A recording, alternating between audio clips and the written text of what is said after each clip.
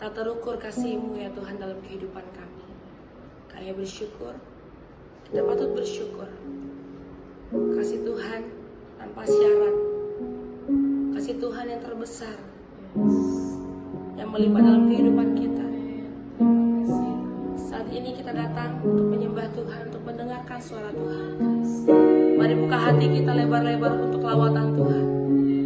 Kami bersyukur ya Bapa, kami bersyukur. Tak terukur kasih-Mu Yesus, Kau telah mati gantikan diriku.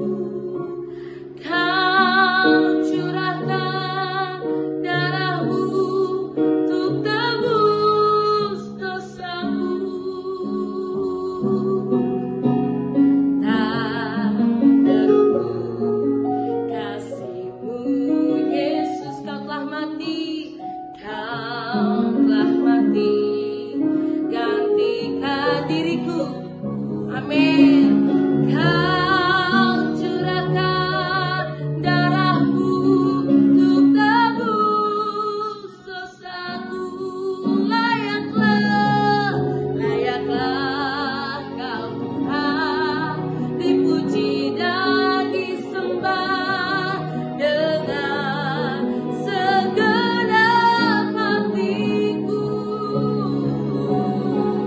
Layaklah Kau Tuhan, dipuji dan disembah dengan segenap jiwa ragaku. Tak terukur kasih Tuhan atas setiap kita. Amin. Tak terukur kasih-Mu Yesus, Kau telah mati gantikan. Amin. Kau curahkan darah-Mu untuk tebus dosaku. Layaklah, layaklah Kau Tuhan, dipuji dan disembah dengan segenap hatiku. Layaklah Kau Tuhan, dipuji dan disembah dengan segenap jiwa ragaku.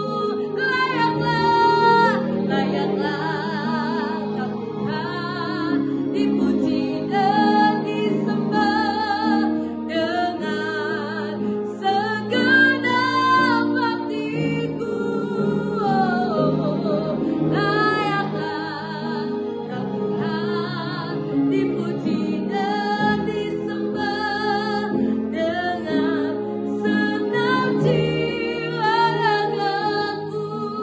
Dengan segenap jiwa ragaku. Dengan segenap jiwa ragaku.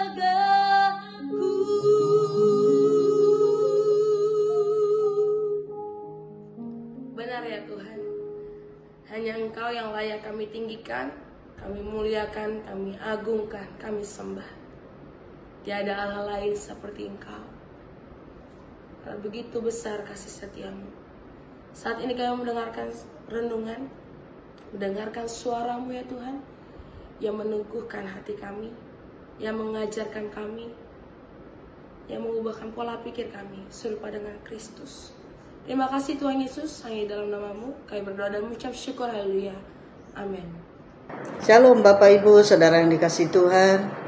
Kembali bersama dengan saya pada hari ini Selasa tanggal 1 Juli 2025. Saya mau ajak saudara kita akan membaca dan merenungkan firman Tuhan dengan tema pada hari ini ialah bagaimana memahami orang lain.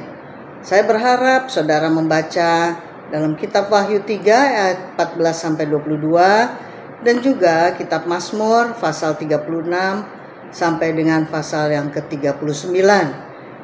Izinkan saya membaca bagi saudara pada hari ini yang diambil dari Wahyu 3 ayat 14 sampai dengan 15. Demikian firman Tuhan.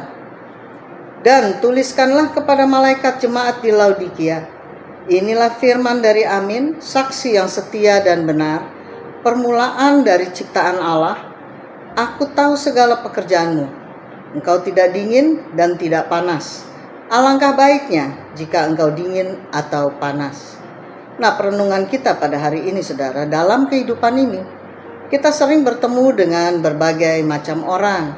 Ada yang pendiam, ada yang suka bicara keras, ada yang terlihat ramah, dan ada juga yang terkesan acuh tak acuh. Tanpa sadar, kita mulai menilai mereka dari apa yang tampak di luar, yaitu dari sikap, kata-kata, atau ekspresi mereka. Dalam bacaan kita hari ini di kitab Wahyu 3 ayat 14-15, Yesus menunjukkan sesuatu yang berbeda. Ia berbicara kepada jemaat Laodikia dengan cara yang sangat menarik, yaitu, aku tahu segala pekerjaanmu. Baru setelah itu ia menyampaikan teguran.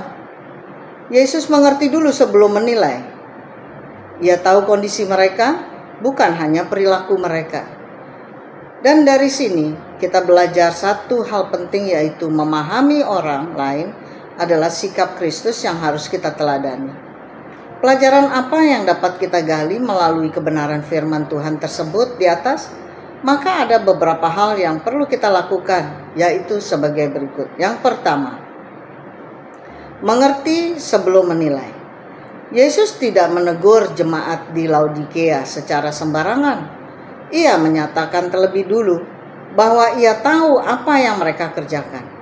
Ini bukan sekadar tahu secara informasi, tapi tahu secara mendalam dengan pengertian yang penuh kasih. Dalam hidup sehari-hari, kita diajak untuk melakukan hal yang sama. Kita belajar untuk diam sejenak dan bertanya dalam hati, apa yang sebenarnya sedang dia alami. Dengan demikian kita tidak menilai orang hanya dari satu kejadian atau satu kata yang mereka ucapkan. Hal kedua, belajar melihat lebih dalam. Banyak orang menyimpan pergumulan di balik senyum, atau menyembunyikan luka di balik sikap dingin. Kita tidak pernah tahu isi hati seseorang sampai kita benar-benar hadir dan mendengarkan mereka. Yesus menyebut jemaat Laodikia suam-suam kuku. Ini bukan sekadar teguran keras, tapi ungkapan keprihatinan terhadap kondisi hati mereka yang tidak sepenuh hati kepada Tuhan. Demikian pula dalam hubungan kita dengan orang lain, yaitu orang yang bersikap tidak menyenangkan belum tentu jahat. Bisa saja mereka sedang kecewa, atau takut, atau kelelahan. Sebelum menghakimi, kita perlu memahami latar belakang seseorang terlebih dahulu. Hal ketiga, meneladani Yesus sebagai saksi yang setia dan benar. Yesus digambarkan sebagai saksi yang setia dan benar. Ia tidak asal bicara. Ia hadir sebagai pribadi yang tahu kebenaran dan tetap setia kepada mereka yang ia tegur. Menjadi saksi berarti kita tidak hanya mengamati, tapi juga menyertai. Kita mendengar bukan untuk menghakimi, tapi untuk menolong. Kita jujur dalam menyampaikan pendapat, tapi dengan kasih, bukan dengan kemarahan.